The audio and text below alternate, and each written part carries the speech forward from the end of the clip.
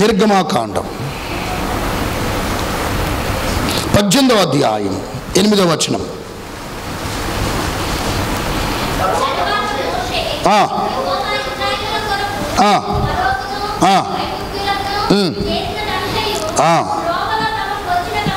త్రోవలో తమకొచ్చిన కష్టము యావత్తును విడిపించిన సంగతియు తన మామతో వివరించి చెప్పాను. ఆమెను చెప్పండి. అమ్మ అక్కడ సంగతి అనే మాట వచ్చిందా లేదా? అయ్యా ఏ సంగతి అంటే అది చెప్పాలి. ఏ సంగతి అన్నది? ఏంటి సంగతి అని చెప్తావు నువ్వు? ఇప్పుడు విను వాక్యం. ఏంటి సంగతి? కొన్ని చెప్తున్నాడు దేవుడు. ఏంటని చెప్పాలా? అక్కడ రాయబడ్డటువంటి మాట, ఒక మంచి ప్రేమికులారా మాట దైవజనుడు మోషే చెప్తున్నాడు. మోషే ఒక మంచి అల్లుడుగా మనకు కనబడుతున్నాడండి. ఒక మంచి మామగా మోషే కూడా ఇత్తురో ఏంటంట కనబడుతున్నాడు. కనబడుతున్నా లేదా? కొందరు ఉంటారు మీలో, మీ మామలతో మాట్లాడ సంవత్సరాలు అవుతుంది, ఇప్పుడు సంవత్సరాలు. అలాంటి వాళ్ళు ఉంటే ఈ వాక్యం విని ఏం చేయండి, కొంచెం మానుకోండి. వాళ్ళు ఎలాంటి వాళ్ళైనా సరే ఏం చేయాలి, మనం ఏం చేయాలి? అట్లని ప్రేమికులారా జయభర్తాయి మాట్లాడడం కాదు, కొంచెం మీ డిగ్నిటీ కూడా ఏం చేయండి. మీరు అల్లుడని అతను ఏంటంట మామని ఏం చేయాలి, కొన్నిసార్లు మన డిగ్నిటీని ఏం చేయాలంట, లేకపోతే ఏం చేయరు రేపొద్దున. అది బాగా చెప్పారు. హల్లెలూయా. ఇప్పుడు ఇక్కడ ఒక మంచి మామ అల్లుడు మనకు కనబడుతున్నాడు. బైబిల్ చరిత్రలో ఒక మంచి మామ అల్లుడు అంటే ఎవరున్నారంటే మోషే, మరి ఏంటంట మోషే అని ఇంకెవరంట ఇత్రో. వీళ్ళు ఐగుప్తు నుంచి బయటకు వచ్చినాక ఎర్ర సముద్రం దాటారు.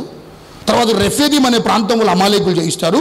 సీనాయి పర్వతం గుండా వెళ్తున్నప్పుడు వీరి మామ ఎదురొస్తాడు. వీళ్ళ మామ తన కూతురుతో సిపోరాతో ప్రేమికులారా వచ్చి, ఇప్పుడు ఈ జరిగినటువంటి ఈ ప్రయాణం అంతా కూడా ఎవరు చెప్తూ చెప్పాలంటే అండి, ఎదురుపడ్డ కలుసుకోవడానికి వచ్చినటువంటి ఇత్రోకి ఏం చేస్తాడు, ఐగుప్తులో జరిగిన సంగతులు, ఇశ్రాయేల్ ప్రజల జీవితాలు జరిగిన సంగతులు ఏం చేస్తున్నాడమ్మా, అద్భుతంగా ఎలా దేవుడు ఎలాంటి కార్యాలు చేసి విడిపించాడో ఆ విషయాలంట, ఆ సంగతులంట ఎవరు చెప్తున్నాడంటమ్మా, చక్కగా వారి మామకి ఏం చేస్తానంట వివరిస్తున్నట్లుగా చదవబడ్డ ఆ వాక్య భాగాన్ని మనం చూస్తున్నాం. ఇప్పుడు తన మామ కూడా, మా అల్లుడు చాలా లీడరు. ఎంతమందికి ఒక 6 లక్షల మందికి ఓ గుడ్ మా అల్లుడు చబాష్ అని తన మామ ఒకటి గమనించాడు మోషేలో. ఏం చెప్పాలా, మా అల్లుడు సంగతి బాగానే ఉంది కానీ బాగా అలసిపోతున్నాడు. ఎవరు? అల్లుడు బాగా అలసిపోతున్నాడు. ఏంటంటే పంచాయతీలు ఎక్కువైపోయినాయి, గొడవలు ఎక్కువైనాయి. వీళ్ళకి ఏం చేయటం, న్యాయం తీర్చడం. ఉదయం పోయి సాయంకాలం వచ్చేసరికి అలసిపోతుండు, ప్రాణం అంతా ఏమైపోతుంది చెప్పాలి, అలసిపోయే ఈ పరిస్థితి ఉంటే అప్పుడు వీళ్ళ మామ ఒక మంచి సలహా ఇస్తాడు. ఎవరికి? మోషేకి. ఏంటా సలహా? మామ సారీ అల్లుడు గారు ఏంటా మాట అంటే, ఇటు నువ్వు గనక చేసుకుంటూ పోతే నీ ఆరోగ్యం ఏమైంది, నువ్వు ఎక్కువ రోజులు బతకవు, దయచేసి నా మాటిని ఒక మంచి సలహా ఇస్తా. అదేంటంటే, ఇగో నీ దగ్గర నమ్మకస్తులని, దైవభక్తి కలిగిన వారిని, సామర్థ్యం కలిగిన వారిని, లంచగొండలు కాకుండా చక్కగా ఈ చిన్న చిన్న సమస్యలు ఏవైతే ఉంటాయో వాళ్ళు పరిష్కరిస్తారు. ఏమైనా పెద్దవి కనుక ఉంటే అవి నీ దగ్గర తీసుకొని రమ్మని. అట్లా నీకు కొంచెం ఏంటంటే భారం తగ్గిద్దని ఒక మంచి సలహా చెప్తే దాన్ని పాటించాడు లేదా? చెప్పండి, పాటించాడా లేదా? పాటించాడు. ఇప్పుడు చెప్తా వినండి, ఈ బైబిల్ యొక్క గొప్పతనం ప్రపంచంలో ఎందుకు అంత గొప్ప కొనియాడబడుతుంది అని అంటానికి ఒక విషయం చెప్తా వినండి. న్యాయస్థానం ఉంది. ప్రతి దేశంలో ఏముంటుంది? న్యాయస్థానాలు ఉంటాయి. కింద స్థాయి నుంచి పై స్థాయి వరకు న్యాయస్థానాలు. సెక్షన్ కోర్ట్ అంటారు, ఇంకేమంటే చెప్పాలా, స్పెషల్ కోర్ట్ అంటారు, డిస్ట్రిక్ట్ కోర్ట్ అంటారు, హైకోర్టు అంటారు, సుప్రీంకోర్టు అంటారు. ఈ సెక్షన్స్ ఉంటాయి. తెలుసా ఎందుకు? మన డిస్ట్రిక్ట్లో ఉందా లేదండి? ఏడది కోర్టు ఉందా లేదా? రైట్. ఈ కోర్టులు మనం చూస్తే, ఈ యొక్క న్యాయస్థానాలు కనుక చూస్తే చిన్న చిన్నవన్నీ కూడా ప్రేమికులారా ఇక్కడ ఏం చేసుకోవచ్చు, చిన్న చిన్నవి కూడా తీసుకెళ్ళి ఎక్కడ చెప్పాలా, సుప్రీంకోర్టులు లేరండి. డిస్ట్రిక్ట్ కోర్టులు న్యాయం జరగకపోతే ఎక్కడ పోతారు? హైకోర్టులు పోతారు. హైకోర్టులు న్యాయం జరగకపోతే. కానీ కింద స్థాయిలో ఇవన్నీ కూడా కొన్ని కేసులు ఏం చేస్తున్నా పై దాకా పోకుండా ఇక్కడ ఏం చేస్తున్నారు, కొన్ని సమస్యలు చెప్పండి ఏం చేస్తారంట, పరిష్కరిస్తారు. అలానే ఇదే ఫార్ములా ప్రస్తుత ప్రపంచమంతా కూడా ఇదే న్యాయస్థాన విధానాన్ని పాటిస్తున్నారు. గట్టిగా చెప్పలు కూడా దేవుడు నామాన్ని మహిమపరుద్దాం. ప్రపంచంలో ప్రతి న్యాయస్థానం ఇప్పటికి ఈ రోజు వరకు ఇగో ఈ ఫార్ములానే, సెక్షన్ కోర్ట్ అని, స్పెషల్ కోర్ట్ అని, ఇంకేనంట డిస్ట్రిక్ట్ కోర్ట్ అని, ఇంకేనంట హైకోర్టు అని, సుప్రీంకోర్టు, ప్రతి దేశంలో ఇదే ఫార్ములా. ఇది ఎక్కడి నుంచి వచ్చిందంటే ఇత్రో తన అల్లుడు గారికి ఇచ్చిన మంచి సలహా నుంచి పుట్టినటువంటిది. అది బైబిల్కు ఉన్న గొప్పతనం. హల్లెలూయా. ఇప్పుడు అంటాడు సంగతులని చెప్పి ప్రేమికులారా ఆ పరిస్థితులను తెలియజేస్తాడు. ఏంటి ఆ సంగతి అంటే వినండి. 400 సంవత్సరాలు ఎక్కడ ఎక్కడ చెప్పండి, ఎక్కడ? ఐగుప్తులో ఉన్నారు. ఎన్ని సంవత్సరాలమ్మా? 400 సంవత్సరాలు. దేవుడు ప్రేమికులారా వారిని ఏం చేశాడంటే 400 సంవత్సరాలు మొదట బాగానే ఉంది, గీషోను ప్రాంతం చాలా బాగుంది. కానీ రాను రాను రాను అదే వారికి ఏమైందంటే దాస్య గృహంగా మారిపోయింది. అదే ఐగుప్తి. అదే ప్రేమికులారా ఐగుప్తి ఇలుప కొలిమిగా మారిపోయింది. మారేసరికల్లా ఇక ప్రేమికులారా ఏడిచారు, బాధపడ్డారు. ఆ వెట్టి చాకిలు చేయలేక అలసిపోయి సొలిసిపోయి ఆ ఇటుకల పనులు, మట్టి పనులు, పొలం పనులు ఈ ఫరో ప్రేమికులారా బాధ పెడుతుంటే దేవుడికి మొరపెట్టుకున్నారంట. మొరపెట్టుకుంటే దేవుడు వారి మొర విని మోషేను ఎన్నుకొని ఏర్పాటు చేసుకొని ప్రేమికులారా దేవుడు మోషేను ఫరో యొద్దకు పంపించి తన సామర్థ్యం ఏంటో 10 తీర్పులు ప్రేమికులారా మోషే మెడ వంచి ఒక్క రాత్రిలో ఐగుప్తు నుంచి దేవుడు ఏం చేయాలంటండి, ఏం చేశాడంట? విడిపించాడు. ఇవన్నీ సంగతులు ఎవరు చెప్తున్నాడంట? ఎవరు చెప్తున్నాడు ఇవన్నీ? ఎవరు చెప్తున్నాడు ఇవన్నీ? నీకు ఏ సంగతి తెలిసినా తెలవపోయిందండి. నీకు ఏ సంగతి తెలిసినా తెలవపోయినా ఒక సంగతి మాత్రం గుర్తుపెట్టుకో, నీ దేవుడు విడిపించే దేవుడు. అది చెప్తున్నాడు యోబు. ఒక సంగతి చెప్తా విను. నీ కొంచెం ఓపిక ఉంటే, సహనం ఉంటే నేను చెప్తా. దయచేసి వ్యసనపడ మాకు, బాధపడ మాకు, దయచేసి కొంచెం సహనం, పేషెన్స్ ఇంకొంచెం చెప్తా అన్న ఆ మాటకు ఏంటి అని చెప్పే సంగతి అంటే చదవబడ్డా వచ్చిన బాగులు మనకు అర్థమైన మొదటి విషయం ఏంటంటే నీకు ఏ తెలవకపోయినా పర్వాలేదు, నీకు ఏ సంగతులు తెలుసుకోకపోయినా పర్వాలేదు, కానీ ఒక సంగతి మాత్రం తెలుసుకొని దైనందిన జీవితంలో దేవుణ్ణి కలిగి ఉన్నందుకు నీ దేవుడు ఎవరు అంటే విడిపించే దేవుడు. అదే సంగతి ప్రభు నీతో మాట్లాడుతున్నాడు ఆయన. హల్లెలూయా. ఇప్పటికి చాలా మంది విడిపించబడిన వాళ్ళు ఉన్నారు. ప్రేమికులారా ఐగుప్తులో ఇశ్రాయేలు ప్రజలు ఉన్నట్లుగా ఈ రోజు వరకు చాలా మంది ఏదో ఒక చెరలో ఇప్పటికి కొంతమంది ఉన్నారు. ఇప్పటికి కొంతమంది ఏంటంటే కొన్ని చెరలో ఉన్నారు, కొన్ని బందీఖానాల్లో ఉన్నారు, కొన్ని ప్రేమిక బంధకాల్లో ఉన్నారు. ఒక ప్రిజన్ చూడండి, దాంట్లో కొన్ని సంవత్సరాల నుంచి జీవిత ఖైదీ పడ్డటువంటి ఆ వ్యక్తి జైల్లో ఏమవుతుంటాడు? మగ్గిపోతుంటాడు. తెలుసా మీ అందరికి? ఏముండదు, ఏముండదంట, స్వేచ్ఛ ఉండదు, బయటకు వచ్చే పరిస్థితి ఉండదు, ఈ కుటుంబీకులతో ఏంటంట మాట్లాడే పరిస్థితి. అలాంటి ఒక పరిస్థితి ఒక జైల్లో చెరసాల్లో ఉంటే ఎలా ఒక వ్యక్తి బాధపడతాడు? ఇప్పుడు ఐగుప్తులో ఏ విధంగా అయితే వారు ప్రేమిలో ఉండి బాధపడ్డారో కొందరు ఈ రోజు వరకు కూడా దేవుణ్ణి ఎరిగిన తర్వాత విడిపిస్తాడని తెలిసినప్పటికీ కూడా ఇంకా కొందరు వారి మనసు కొన్ని బంధకాల్లో ఉంది, వారి జీవితాలు కొన్ని ఏనండా చెప్పండి దేంట్లోనే అండ బంధకాల్లో ఉన్నాయి. ఇప్పుడు దాని నుంచి నువ్వు బయటడానికి ఎన్నో ఆలోచనలు చేస్తున్నావు, కానీ ఈ ఆలోచన ఎప్పుడు ఆ బంధకాల నుంచి బయటపడేయదు. దయచేసి విరమించుకొని ఆలోచనలన్నీ. ఆ బంధకాలు ఏం చేయండి, నువ్వు నీ ఆలోచనలు ఏమి చెప్పండి, ఏదో ఉద్ధరించుకున్నావు అనుకుంటా జరగని పని, ఏదో నీ చేతులతో నీ ఆలోచనతో ఆ పరిస్థితి నుంచి బయటకు వద్దాం అనుకుంటే అది కుదరని పని. కొన్నిసార్లు నీ సొంత ఆలోచనలు పనిచేయవు, కొన్నిసార్లు నీ సొంత ఉద్దేశాలు పనిచేయను. ఉన్న పరిస్థితి నుంచి ఏంటంటే బయటికి రావటం. అపవాది కూడా నీకు ఇష్టమైనది ఏదో వేసేసి ఏంటంట ఏదో ఒకటి నీ ముందు చూపించి ఇష్టమైన చూపించి వాడు తీసుకెళ్ళిపోతున్నాడు. ఎక్కడికి? దేంట్లోకి? ఆ భయంకరమైన ఇనుప కొలిమిలోకి, ఇనుప సంఖ్యలలోనికి, ఇనుప బంధకాల్లోనికి. వాడి దగ్గర కొన్ని కుతంత్రాలు ఉన్నాయి. ఎవరి దగ్గర? అపవాది దగ్గర. మీ అందరూ తెలుసు. దాంట్లో ఒకటి చెప్తా వినండి.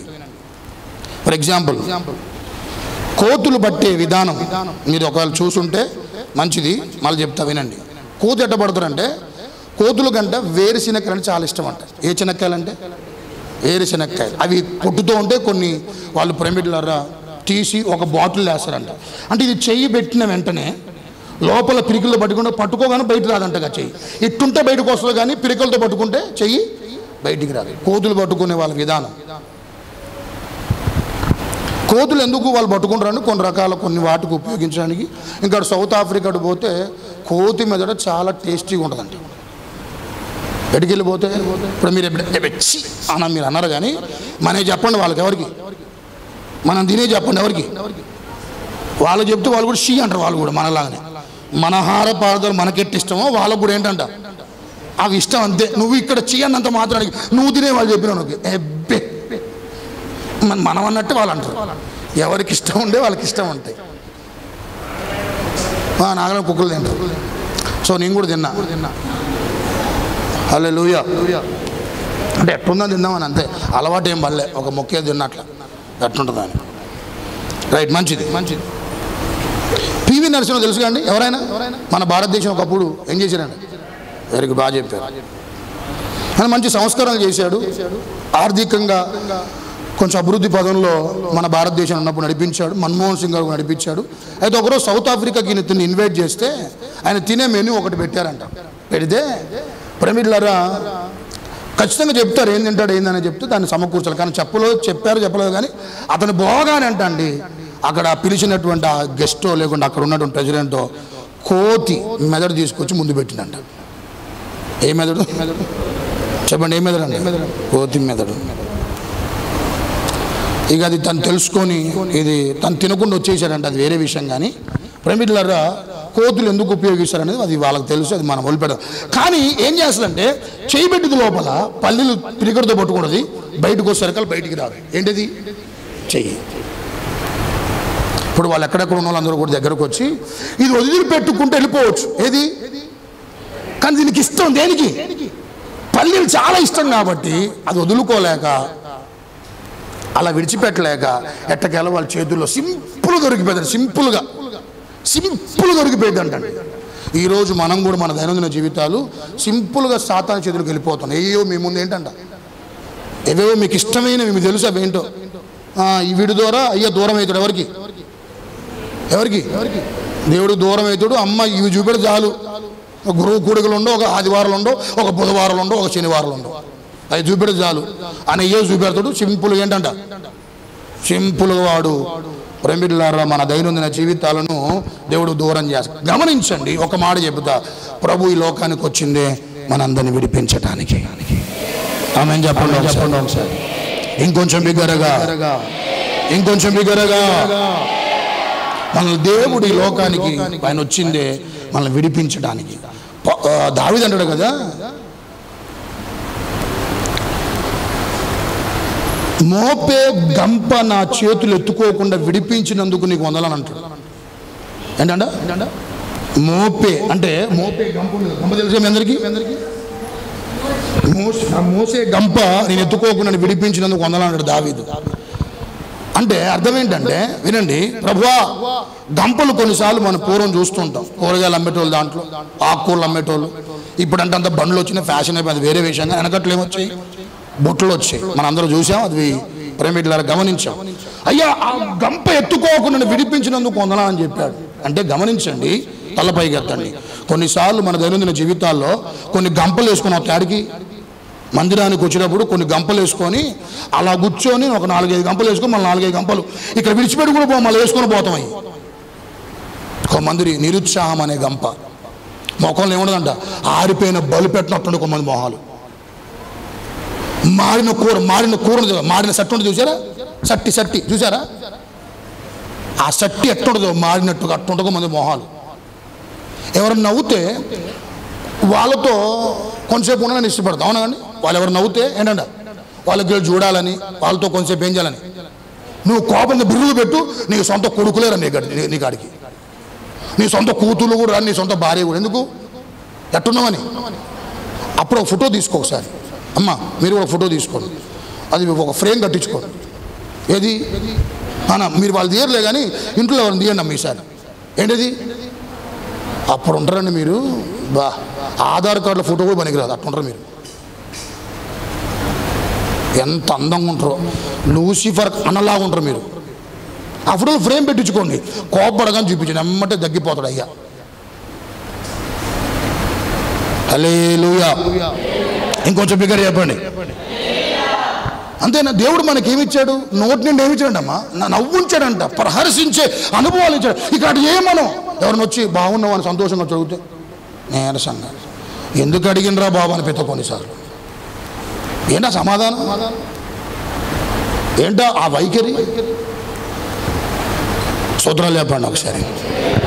కొంచెం డిప్రెషన్ అన్నమాట. తీవ్రంగా ఆలోచిస్తారు ఏదో ఒక దాని గురించి. ఏం సాధారణ మళ్ళీ కూర్చొని మాత్రం దీన్ని మాత్రం ప్రార్థన చేయరు, ఏం చేయరు, దేవుడి మీద ఇది మాత్రం నమ్మకంగా చేస్తారు రోజు గురువు కొడుకులాగా. దేనంట డిప్రెషన్, యాంగ్జైటీ. ఒక మాట చెప్తాను, దేన్నైనా ఏదైనా చేయగలిగేది ఉంటే ఆలోచన చేసి చేయలేనివి ఏం చేయాలి నువ్వు అర్థం చేసుకోదు, నీ వల్ల కాదు అనే విషయాన్ని ఏంటంట తెలుసుకో. దేవుడి మీద భారమే, ఆయన సందులో అడుగుదాను, అంతేగాని తీవ్రంగా ఆలోచించి మానసికంగా కృంగిపోయి అనారోగ్యాలు తెచ్చుకొని తీవ్రంగా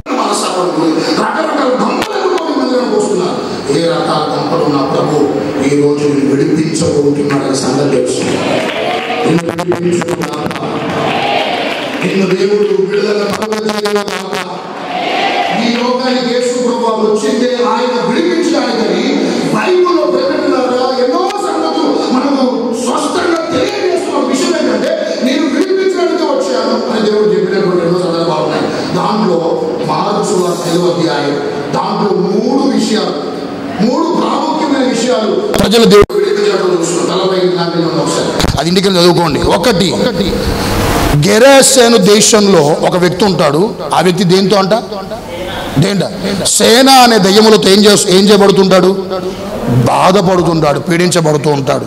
సంఖ్యల చేత బంధించిన కూడా ఏంటంట సంఖ్యలు తెంచివేసుకొని సమాజంలో ఉండవలసిన వాడు సమాధిలో ఉంటున్నాడు. అమ్మా, ఎక్కడ ఉండాల్సిన వాడు సమాజంలో ఉండవలసిన వాడు సమాధిలో ఉంటున్నాడు. ఇప్పుడు ఆయన ఒక్కడి కొరకు దేవుడు సముద్రం దాటి వచ్చాడంటండి. ఎంత ప్రేమలని దేవుడు. స్తోత్రాలు చెప్పండి ఒకసారి. ఒక మాట చెప్తా, నువ్వంటే ఎంత ఇష్టం చెప్పాలేనండి. నువ్వు ఒక్కదానే ఉన్న భూమి మీద నీ కొరకు కూడా వచ్చాయని ఏం చెప్పాలా? జన్మించి శిలువ వేయబడి మరణించి ఏం చేస్తాడు నీ కొరకు లాస్ట్. నువ్వు ఒక్కదాని ఉన్నా, నువ్వు ఒక్కడి ఉన్నా.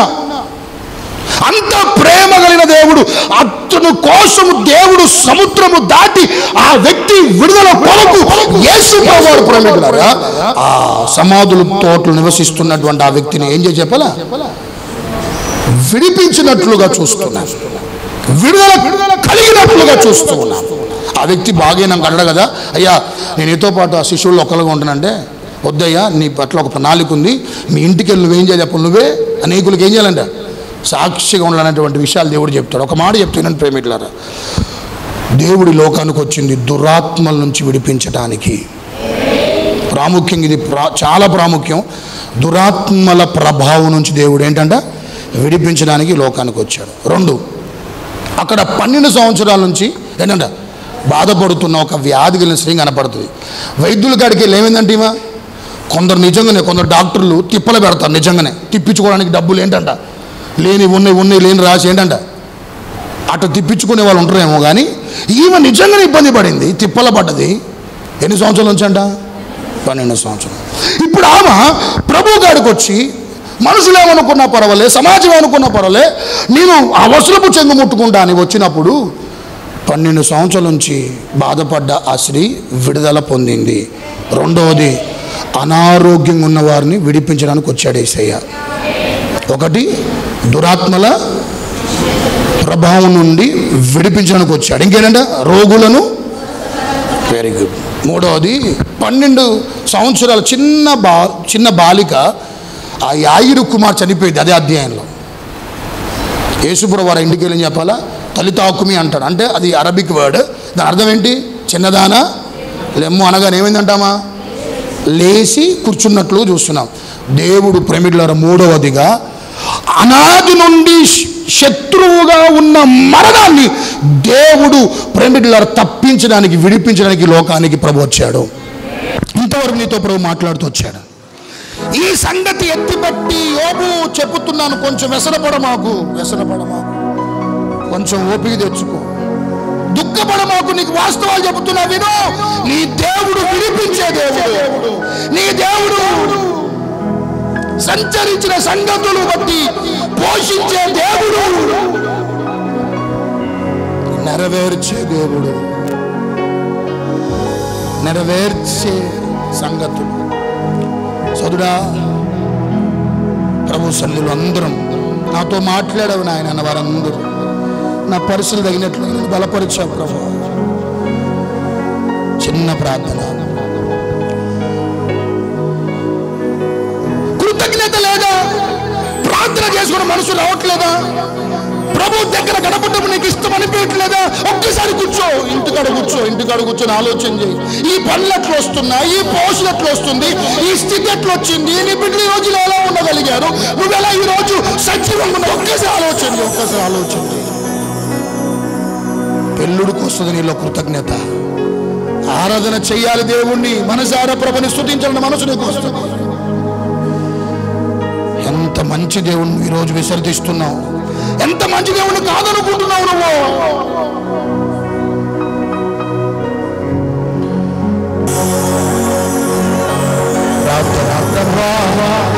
ఈ సంగతి నాకు తెలవక బాధపడుతున్నాను, ఈ సంగతి నాకు తెలవక కృంగిపోతున్నాను, ఈ సంగతి నాకు తెలవక సమస్యపోతున్నాను.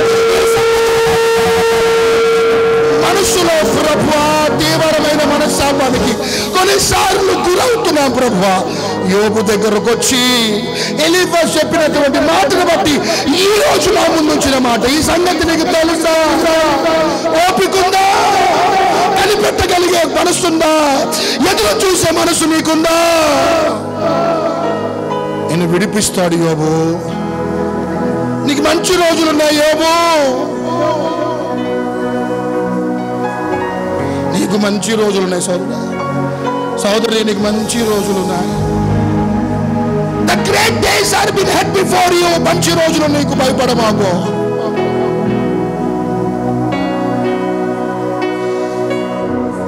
సంచరించిన సంగతులు బట్టి నీ పోషకుడు నీకు అర్థమవుతున్న ఈ సంగతి. నువ్వు కృంగిపోమాకు. అరుచు కాకి పిల్లలైన పోషించగలుగుతాడు దేవుడు.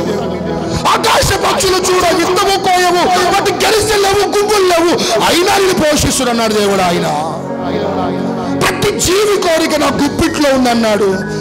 ప్రతి జీవి కోరికను తృప్తిపరుస్తున్నాడు దేవుడు. ప్రార్థన చేసుకో.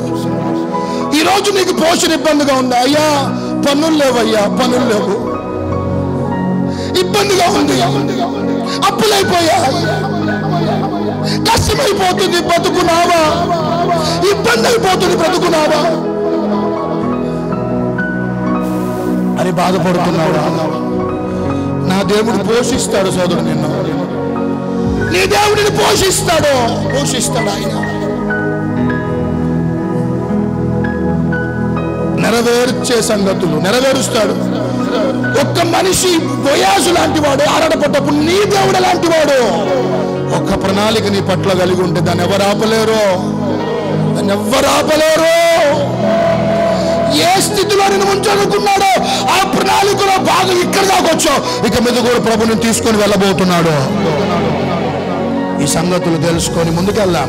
ప్రార్థన చేతులెత్తారని బలపడ్డానయ్యా, వాక్యం ద్వారా ఆదరించబడ్డానయ్యా, వాక్యం ద్వారా ఓదార్చబడ్డానయ్యా. చాలా దుఃఖంతో వచ్చానయ్యా, చాలా కలవరంతో వచ్చానయ్యా, చాలా నెమ్మది లేకుండా వచ్చానయ్యా, చాలా ప్రభువా నెత్తి మీద కంపెన పరువుతో వచ్చానయ్యా. ఈరోజు నీ వాక్యం ద్వారా నాతో చేతులెత్తారా ప్రార్థన. పరిశుద్ధాత్మదేవ విరంతరంగములో కార్యాలు జరుగునట్లుగా, నీ మేళ్ళు వారి జీవితాల్లో జరుగునట్లుగా, ఏ ఉపకారం వారి పట్ల జరుగునట్లుగా, నీ ఉద్దేశం వారి పట్ల జరుగునట్లుగా, ఏ బంధకాలు ఉన్నారో విడుదల నీ బిడలకు కలుగునుగాక నాయన. ఈ ఆదివారం బిడలకు విడుదల కలిగించు రోజుగా ఒక్కొక్కరికి ఉండునుగాక నాయన. సంచరించిన సంగతి పోషకుడు అయ్యా, మేమేం కంగారు పడొద్దు. నా దేవుడు నన్ను పోషిస్తాడు, నా బిడ్డలను పోషిస్తాడు, నన్ను పోషిస్తాడు. తగిన సమయం ముందు తన ఆహారం నాకు ఇస్తాడు, నాకు అనుగ్రహిస్తాడని నిశ్చింతగానే విధానంలో కొనసాగిపోయే కృప దయచి నెరవేర్చే సంగతులయ్యా. ఈ మాటలే చెప్పాడు ఎలీఫజ్ యోబుకు. ప్రభువా ఈ అనుభవాలు మాకు అందరికి దయచేసి అనిపించమని యేసు నామములో అడిగి వేడుకుంటున్నాను తండ్రి, ఆమేన్.